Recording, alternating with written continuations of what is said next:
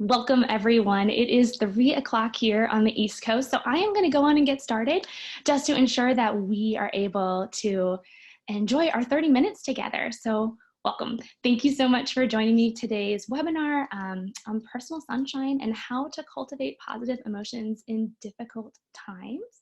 I'm just going to take a moment to be sure that all of my appropriate screens are up.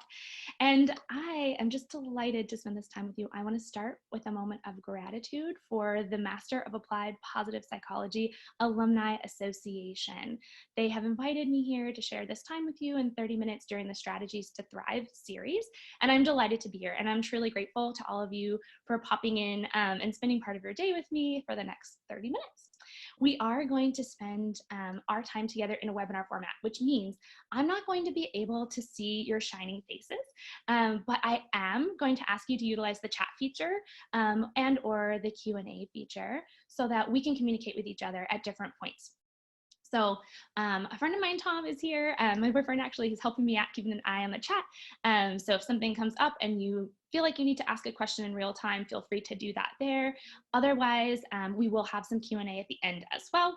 And there will be some moments of participation that I will invite you to either share in the chat if you're able, or it's really important that you maybe have a pen, paper, something to write with or on nearby as we go through our reflections time. So please be sure that you're set up and ready to go, and we'll move forward. So on our time today, we are going to be exploring together 4 major things. So why do positive emotions matter in the first place? And how might we attend to our positive emotions? How can we cultivate more of them? And then of course, how might we savor them? Because if we're going to get the most out of them, we want to be able to spend some time. So that's my hope for the next 30 minutes. And I am excited for you to join me along the journey. Before we get started, I really want us to just take a moment and check in. I am mindful that these are unprecedented times, and I wish not to make any assumptions on how you are feeling today or what you're bringing into this environment. So how are you really feeling? I invite you to just really take a moment, take a deep breath, drop into your body and ask yourself, in the last week, what has it felt like when I have been at my worst? What has it felt like when I have been at my best? And what does that really look like? What's the span of emotional range that you've been going through? I'm mindful that, sometimes we can really get caught up in our day and forget to check in. And particularly if there are difficult emotions surfacing, it may not be comfortable or easy to take the time to check in with those emotions. So just take a minute right now. And I want you to come up with 2 words. One word that honors where you have been at your worst in the last week, and one word that honors where you have been at your best in the last week. And I invite you to write them into the chat for me right now so we can kind of get a temperature of the water. What is the emotional landscape we're looking at? For me personally, in the last week, it has been everywhere from just despondent, overwhelmed and exhausted to the place of not wanting to engage or interact, to full engagement, excitement, generativity, and having something really meaningful to work on.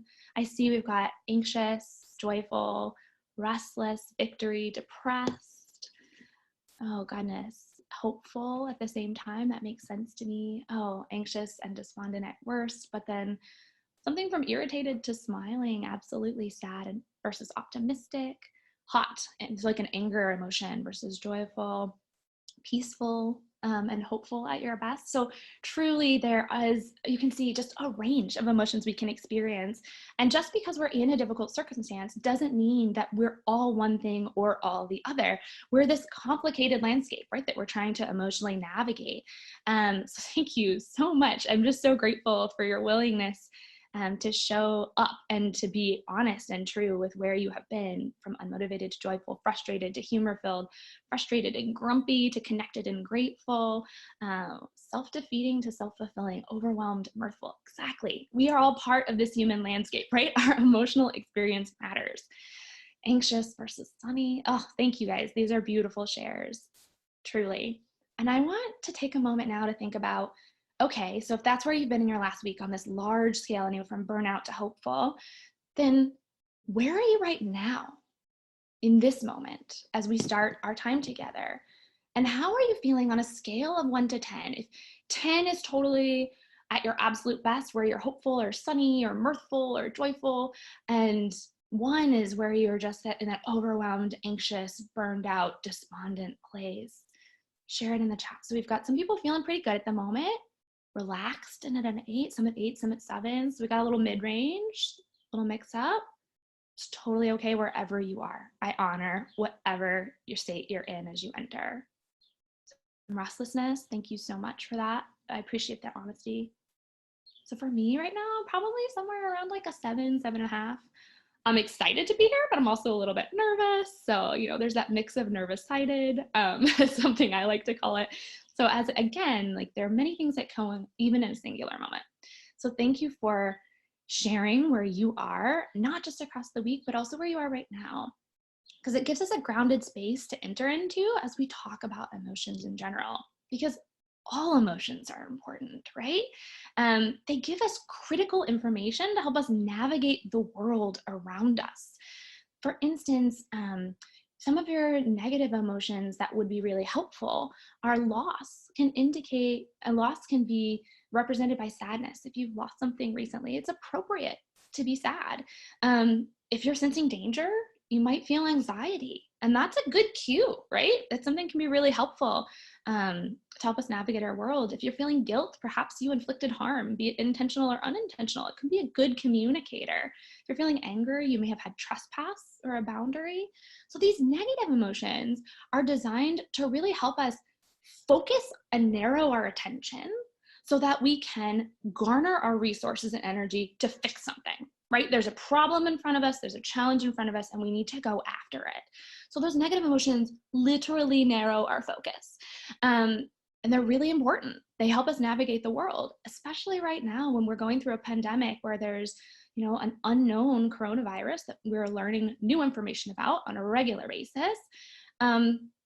That's important to know that these emotions can be helpful. A little bit of anxiety could promote positive health behaviors. It could help you really practice physical distancing to help keep others safe, or washing those hands for a full 20 seconds because you're just like, okay, or promoting a mask to be sure that you are avoiding guilt so that you don't unintentionally share something with someone that, maybe you're asymptomatic and you don't know. So they can be helpful, and they take a severe psychological and physiological toll because they are garnering all of our energy. They're utilizing cortisol, and they're taking our bodies and developing it towards this problem. Well, we're several weeks in now to physical distancing, and that can be really exhausting if that's all you're feeling, if that's the emotional landscape you're attending to. And ultimately, our brains are evolutionarily designed to weigh negative emotions more heavily than positive emotions.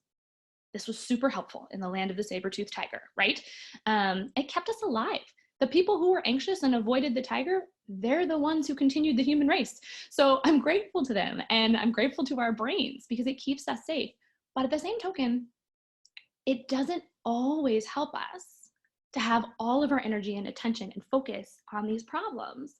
In fact, it can be really exhausting. So it's important to know that you're not alone if that's something you experience, or if you get to a place of overwhelm. In fact, that's how your brain works. And you can use that knowledge to say, hey, I may need to turn my attention, open up the space a little bit, and recognize that it's not just about this one piece. As we saw earlier, there's a wide range of emotions happening. So where you turn your attention can really ultimately determine how you feel about your day and how you're feeling about your own life satisfaction.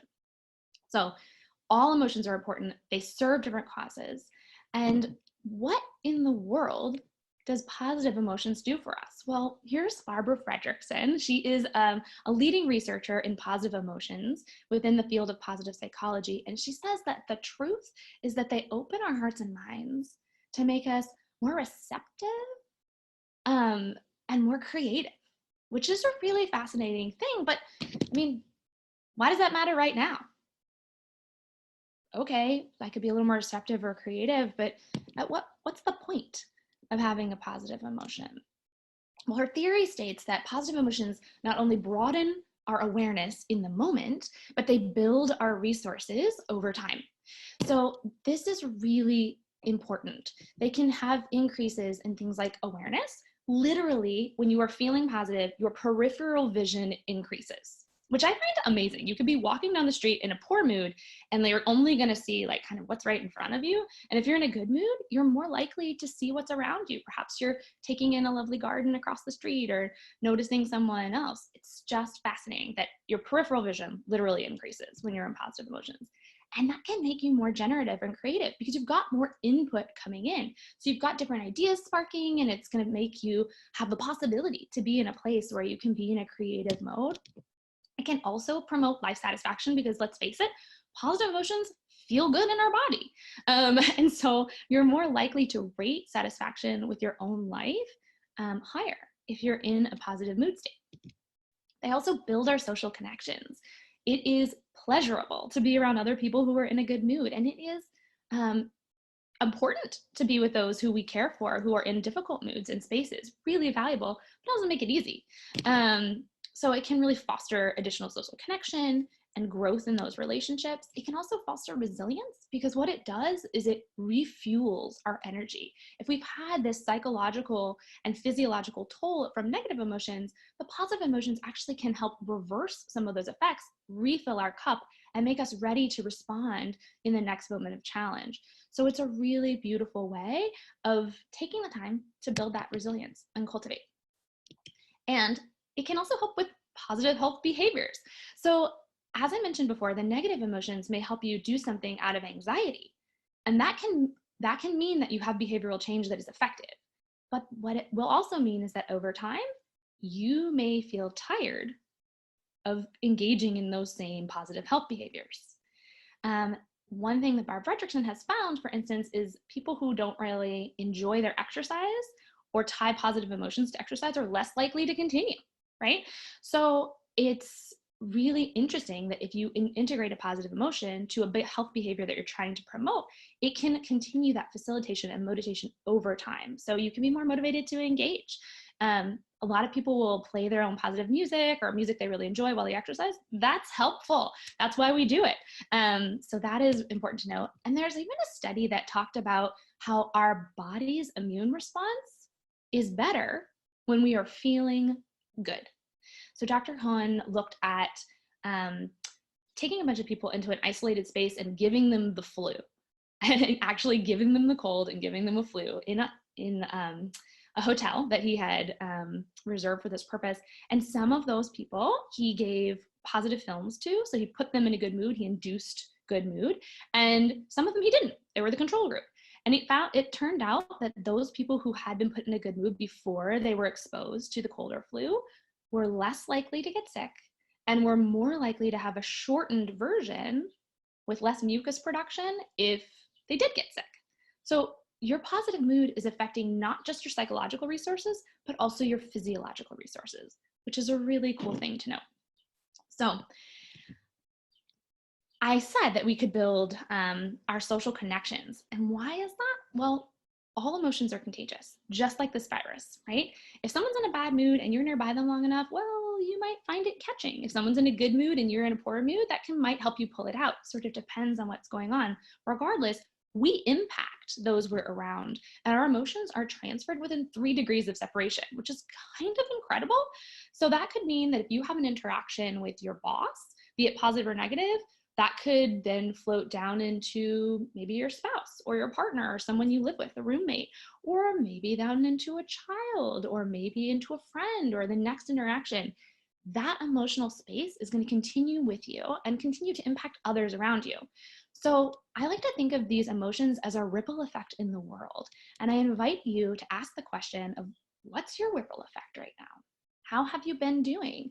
I am mindful that in a space where particularly we're quarantined with people we love or by ourselves, that can be a real challenge to get our minds around, like, what's the emotional space here and how can we change it? What are we giving to other people? How are they receiving that? What's that contagion factor?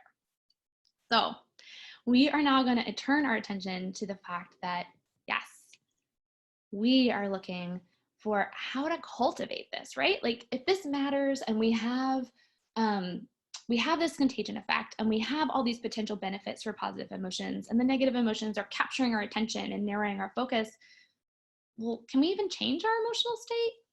The good news is you can. Your thoughts impact your behaviors, which impact your emotions. This is work coming out of cognitive behavioral therapy and Dr. Beck's lab. And it actually says that this circle is not directional in any way. You can go in any direction and intercept at any place along this continuum to understand that you can create change, which is a really powerful thing. You may have noticed it, like if you went to the gym, for instance, and that behavior made you feel better. Perhaps after your workout, you were just really feeling good. Or perhaps you were really upset and you were playing this inner monologue over and over in your head, and you just continued to stay in that space of anger or anxiety or sadness. That's your thoughts affecting your emotions, because all emotions are temporary if left to their own devices, but they're not. We're human beings. We have thoughts and behaviors that are continuing to impact that emotional cycle one way or the other. So we can be mindful of those behaviors and those thoughts in order to impact. And I hope that you're not hearing the audio life flight behind me, but I do think a helicopter just went over my house. So if you heard that, that's what's going on. I live quite near a hospital, so hopefully that's not been too disturbing for your ears.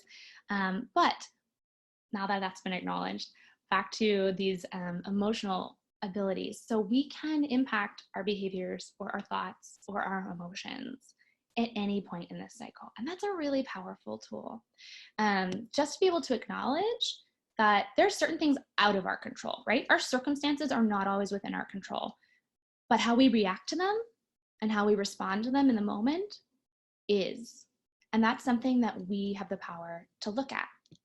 And it can really create a different change. So let's dive in and practice attending positive emotions. I am curious, before we go down this path, how many positive emotions can you name? Research shows that most people are really good at naming a lot of negative emotions and less good at naming positive emotions. And part of that is because of our attention. So I invite you to dive into the chat and just start listing positive emotions. How many can you come up with? Let's collectively generate some positive emotions. We've got happiness. One I always think of is gratitude. What other positive emotions come to mind? Anything you can, cheerful, absolutely. Excitement, pleasant, good. What else? Peaceful, joyful, glee, awe, gratitude, love, inspiration, I think it was, pleasure. Good. You guys are coming up with some great ones. Joy. So it is a beautiful thing to notice happiness, feeling calm, that yes. So our positive emotions, there are actually quite a few of them. 10 of the most common positive emotions in the research are listed here for you. They're interest, hope, pride, amusement, inspiration, awe, love, joy, gratitude, and serenity. And what I find really interesting about all of these emotions is that they have different energetic valence, right? Some of them are pretty calm. Serenity is a fairly calm, positive emotion. Shalom, yes, and contentment. Those are going to be at a lower energetic space. Typically, amusement or joy have higher energy. So if you find yourself on a day where you're having a difficult day or you're having a difficult emotion and you're down here with sadness and your aim is to be like joyful, that can promote a really large gap, maybe too large a gap to jump. But if your aim is to maybe have like a little bit of hope or a little bit of serenity or promote something of inspiration or interest, that can really help you shift the landscape emotionally and make it more achievable to move forward. So now that we've listed some positive emotions and we're starting to attune our awareness to them, let's move forward and think about, okay, how can we attend to them and really pull them into focus so that we can fight against that evolutionary bias we have? When do you feel good? When does it happen? Write it down. Feel free to put it in the paper for yourself or type anything into the chat if you want. So what helps you feel good? And then I want you to think about one positive emotion that you would like to feel more of. and choose it, own it. What is the emotion that you're going to try cultivating and attending to today? Write it down for yourself. Yes, the weather outside really does help. It can help be a huge boost in that and helping you feel good. Morning serenity. Yeah, what emotion do you want to help you feel better? I want you to choose that one. Mastery, absolutely. That can give a sense of pride. Contentment, absolutely. It can promote gratitude or serenity, calm. So now that you've got an emotion chosen for yourself, I invite you to think about why you want more of that emotion in your life. What is the benefit of gratitude for you? Perhaps if you express gratitude to a partner, spouse, or friend, it helps you feel closer in connection. It helps them feel appreciated. Perhaps if you are in a serene, calm space, you're better able to handle a toddler that may be in the house, or an animal who may have been cooped up and need your attention and love, and it makes you a more compassionate person. Yes, positive mental states help people deal with adversity, absolutely. And so what's your reasoning? What is it about the positive emotions that you want? So you're cultivating this emotion.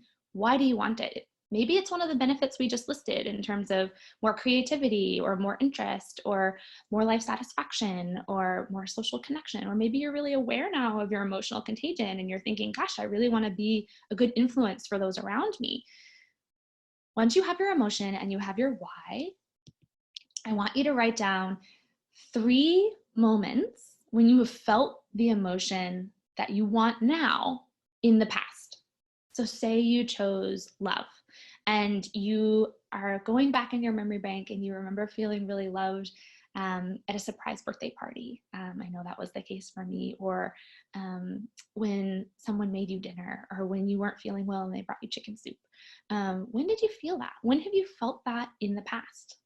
So you've chosen your emotion, you've written down a why for yourself, and now you're writing down 3 moments or experiences when you have felt this emotion in the past. What we're doing is we're practicing drawing your attention to that emotion. And we're reminding you when it comes up, how good does that feel? What that's about. All right. So for the sake of this webinar, I'm going to move on to the next space, but if you need to continue writing, please do continue writing as we head forward. But thank you for engaging in those questions. And now we're going to look at cultivating those positive emotions, because I want to help you be your own pocket full of sunshine, right? It's something that you have the power to do. And it's something that is within you, right? It's right here in your pocket. You can go to it whenever you need that boost. So in order to create a pocket full of sunshine, we have to think about what feels good and how we can help ourselves and what emotions are we trying to create. If that language doesn't resonate with you and you've been in a lower emotional space and you prefer to consider this your medicine bag or a place where you go for self-care, that's 100% fine to me. Call it what you will. It's a place where you can dive in and have pre-existing list of positive emotions for yourself and ways to get there, because ultimately you're trying to cultivate it. So I'm going to invite us now to generate a list of things that we enjoy so that we can begin cultivating this. And as you start writing this down for yourself, I hope that you can come up with at least 5 things. They can be simple.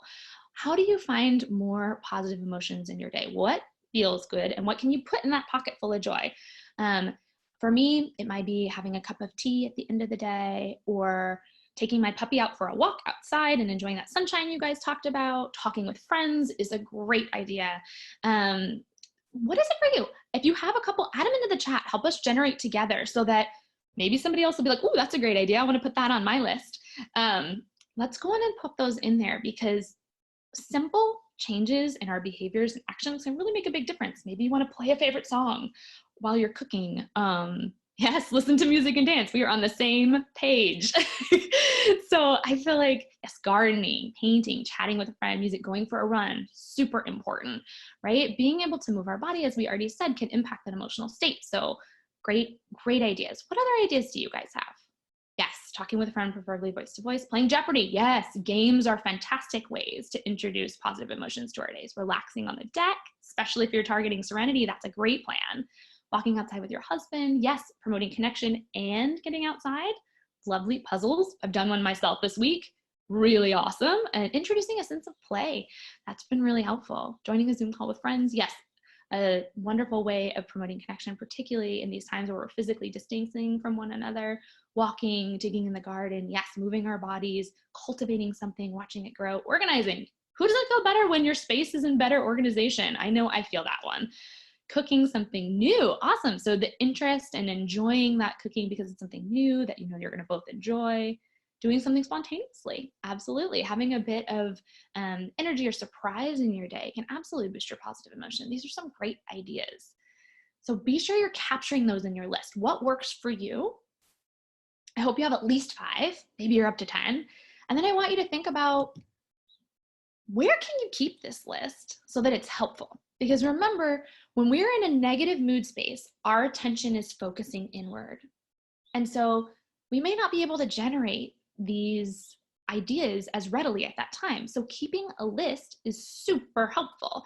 And it can help us be like, oh, right, I have something I can do to help myself feel good. I have this list. I have these things I enjoy. Bathroom mirror is a great place to keep it, especially if that's like one of the main places when you have some solo time. It's a great idea. I like to keep it on my phone because it's always with me, no matter where I am. And I even set reminders in my phone to be like, hey, how are you feeling? You can set an alarm in your phone that's like, check your list. Like, do you need to do something for yourself today? Have you done something for yourself today just to feel good, just to bring positive emotions into your world? All right, so consider that. And then I want you to make a plan. I want you to pick 3 times in the next week when you can do one of these things you enjoy, be it gardening or running or getting outside or making new food for your husband, or it's something you're going to enjoy, playing with recipes, whatever it is, put it in your calendar. Commit to doing 3 feel-good activities, right? And prioritize the positivity in your life because that's something you can control. Maybe you want to play or build a puzzle or take your dog for a walk or whatever that is. And some of them may be built into your day and you're just not noticing. So maybe all you need to do is, oh, right, I really enjoy this, and remind yourself that those good moments are happening. But be sure that you're taking time to prioritize positivity and planning for it. And so that's what that is intended to do. And now we're going to spend our last few minutes together savoring the positive emotions that hopefully are more readily available for you at this point. And I want you to know that there are multiple ways to savor. You can be outside of yourself savoring. They can come from inside. They could be thinking savoring. And it could also be feeling savoring. And that might feel a little confusing. So let me break it down a little bit more. This particular model of savoring has 4 ways that you can go in. So for instance, Thanksgiving or giving gratitude is a gift that you give from yourself to outside yourself. And it's something you think about to engage in, right? So that Thanksgiving or gratitude is a way of savoring something that went really well and being outside of yourself through a thinking pathway. There's also the ability to bask. And so that is a pride sensation. And what that does is it's inside yourself. Maybe you're savoring that accomplishment or that mastery that came up in the chat earlier, and you're thinking about it. You're attending to it cognitively to say, oh, that was a moment where I really felt pride. That was a moment where I really felt joy. So that basking in a particular positive event is one way of savoring. And then another way of savoring is marveling, just like can look like awe. So maybe you're on a trail, or maybe you're seeing a flower blossom up in the gardening that you've been working hard on. And there might be a moment of just incredible appreciation for the beauty and excellence outside of yourself that you feel in your body. And that would be the savoring through marveling.